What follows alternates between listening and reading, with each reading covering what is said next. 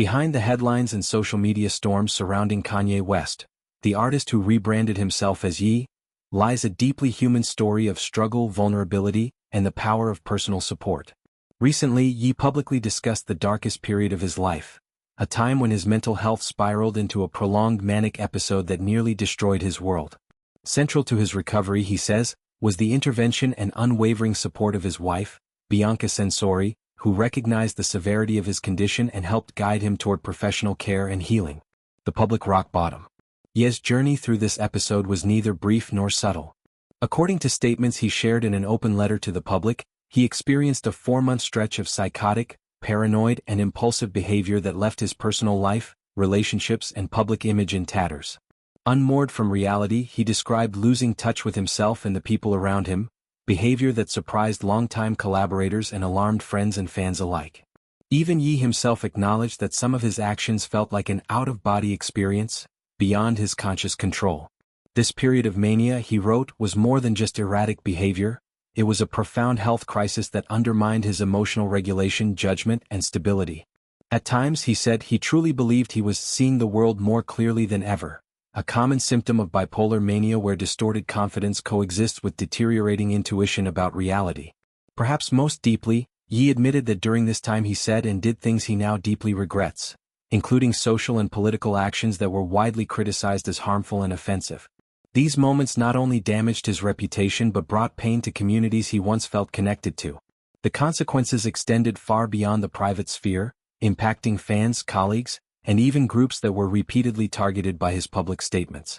A support system that saw the cracks. At what Ye described as rock bottom, the first crucial person to notice the severity of the crisis was his wife, Bianca Censori. Unlike the outside world that only saw snippets of headlines and social media posts, Bianca witnessed the day-to-day reality of Ye's emotional unraveling. She saw firsthand the signs that he wasn't merely struggling but was in a dangerously unstable state. Bianca's role was not that of a distant bystander but of someone deeply committed to his well-being. She encouraged him, at moments when his inclination was to reject help, to take his condition seriously and seek treatment. According to Ye's recounting, her insistence was not passive but persistent and grounded in concern for his life and long-term health. She recognized that without intervention, there was a real danger of further decline. When Ye reached what he described as the lowest point of his manic episode, the encouragement from Bianca was the catalyst that spurred him toward action. What could have remained another year of unchecked instability instead became a turning point, a moment where a partner's love and insight pushed him into a path of recovery. From crisis to care. The process that followed was not simple or immediate. Ye has spoken about entering a structured care regimen that included medication adjustments, therapy, lifestyle changes, and consistent mental health support. These interventions helped provide a new baseline, something he described as a balance between his internal world and the external realities of his life. In some accounts he shared, Ye also acknowledged the role that community support played in his understanding of his illness. Reading stories of others who experienced similar manic and depressive episodes helped him feel less isolated. This kind of peer connection, often found in online communities, offered a mirror in which he could see his experience reflected in others, making the concept of recovery feel more possible and less alien. The rehabilitation process also involved stepping back from impulsive behaviors and reorienting his priorities. By emphasizing structured therapy, coordinated medication, healthy exercise routines, and more disciplined daily habits, he began to bring stability back into his life, something that had been elusive for much of the manic crisis. Ownership of his actions. An important element of Ye's public message was his decision to take responsibility for what he described as reckless behavior, rather than dismiss it as simple misunderstanding or controversy. In his open statement, he emphasized that even though bipolar disorder influenced his actions, it did not excuse them. This distinction, between explanation and excuse, was a critical part of his message, highlighting accountability alongside empathy.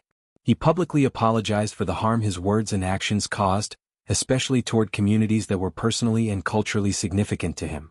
His remorse was directed not only at general audiences but explicitly at the Black community, which he referred to as the foundation of his identity, as well as other groups he felt he had let down. Critically, Ye also made it clear that his apology was not meant to serve as a publicity tactic or image rehabilitation but as an honest acknowledgement of wrongdoing. Responding to cynics who suggested his apology might be a publicity stunt tied to upcoming projects, He underscored that it came from his lived experience of hitting rock bottom and then steadily working his way back with support and treatment. The brain injury factor. Part of Ye's explanation involved looking back decades into his past, referencing a traumatic brain injury sustained in a car accident many years prior. While the immediate physical injuries, like fractures, were treated at the time, he said the underlying neurological impact went unnoticed for years. He believes that this untreated injury contributed to the severity of his bipolar disorder and, by extension, to the extremity of his manic episodes. This retrospective understanding built a narrative in which he saw his mental health challenge not as simply an abstract diagnosis but as something deeply rooted in his life's trajectory.